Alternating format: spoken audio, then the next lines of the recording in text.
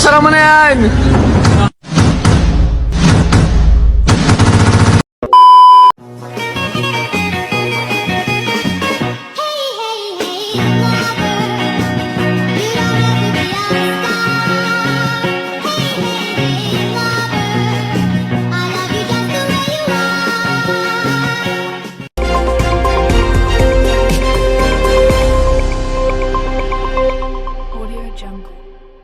Gagal menyelesaikan kesenjangan sosial di Papua. Hal itu karena ia belum mampu menemukan cara untuk menurunkan harga bensin dan semen di Papua.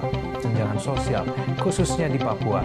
Sebagai contoh, harga bahan bakar minyak yang seharusnya Rp6.500 per liter, di Papua harganya melambung hingga ratusan ribu rupiah. Selain itu, harga semen di Papua mencapai Rp2,5 juta per sak. Namun Presiden optimis secepatnya mampu mengatasi kesenjangan sosial. Apa persediaan makanan yang mereka bawa cukup itu tidak? Kira-kira siapa yang paling rakus? Tahun 2018, Asmat mengalami apa yang namanya gizi buruk. Banyak anak yang kurang nutrisi, kurang vitamin.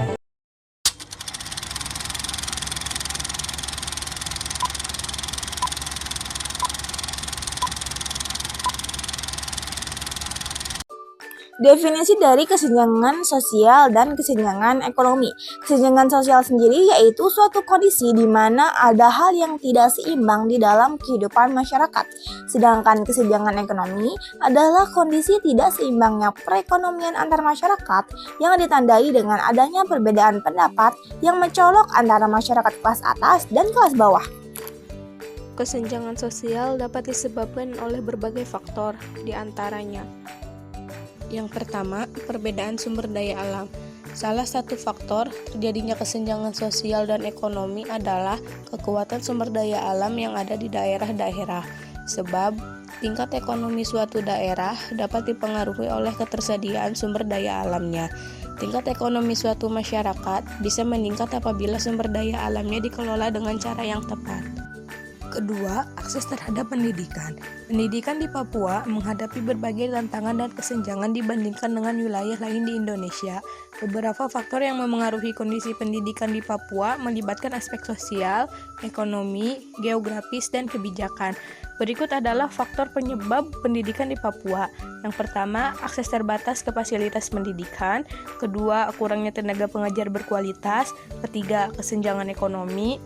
Ketiga, kebijakan pemerintah. Kebijakan pemerintah yang tidak adil atau korup dapat memperkuat kesenjangan sosial. Berikut adalah beberapa faktor utama yang mempengaruhi kebijakan pemerintah di Papua.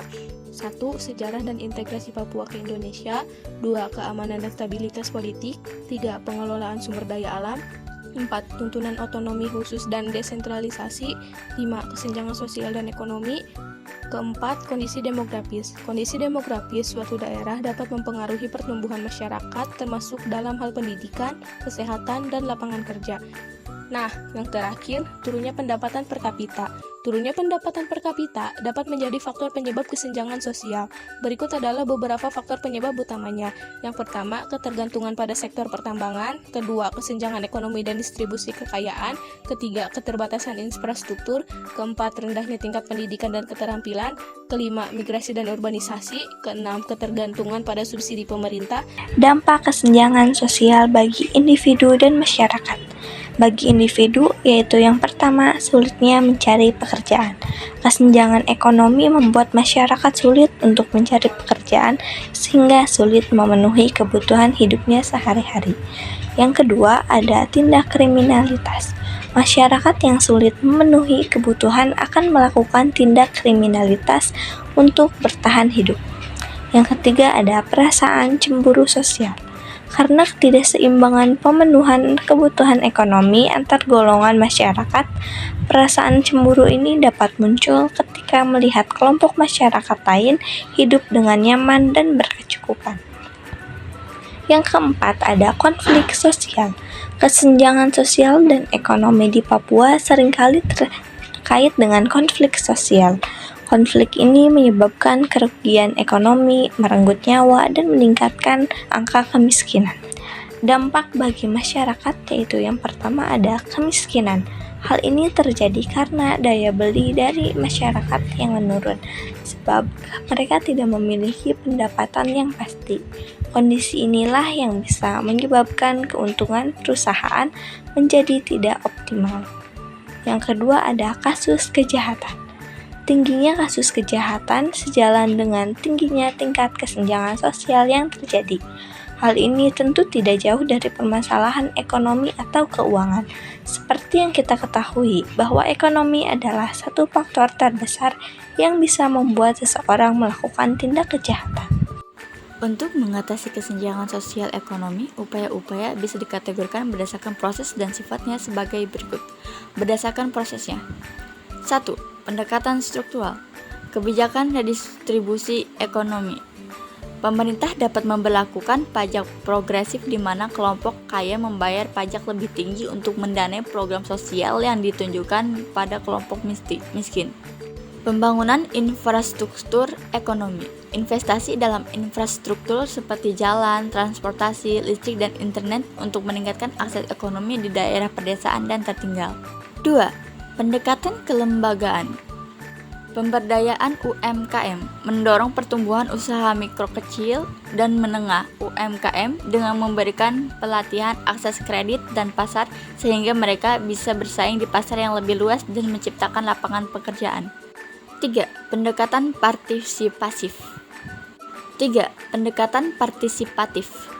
Keterlibatan masyarakat mendorong partisipasi masyarakat dalam perencanaan dan pelaksanaan kebijakan ekonomi. Penguatan ekonomi desa melalui program seperti Badan Usaha Milik Desa (BUMDes) untuk meningkatkan ekonomi lokal dan mengurangi kesenjangan antara desa dan kota. Berdasarkan sifatnya. 1. Upaya jangka pendek. Bantuan sosial ekonomi.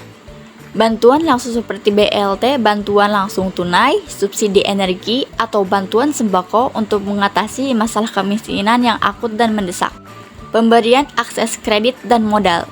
Program kredit mikro untuk masyarakat berpenghasilan rendah agar mereka dapat memulai usaha kecil dan meningkatkan bisnis mereka. 2. Upaya jangka panjang. Peningkatan akses dan kualitas pendidikan. Memberikan pendidikan berkualitas secara merata, terutama di daerah miskin, sehingga generasi mendatang memiliki kesempatan yang sama untuk mobilitas sosial ekonomi. Reformasi sistem pajak.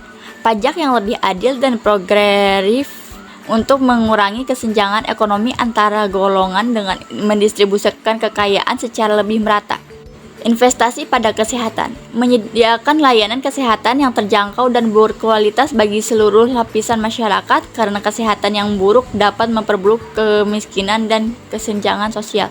Dengan pendekatan ini, diharapkan upaya untuk mengatasi kesenjangan sosial ekonomi bisa menghasilkan dampak positif yang berkelanjutan, baik dalam jangka pendek maupun jangka panjang.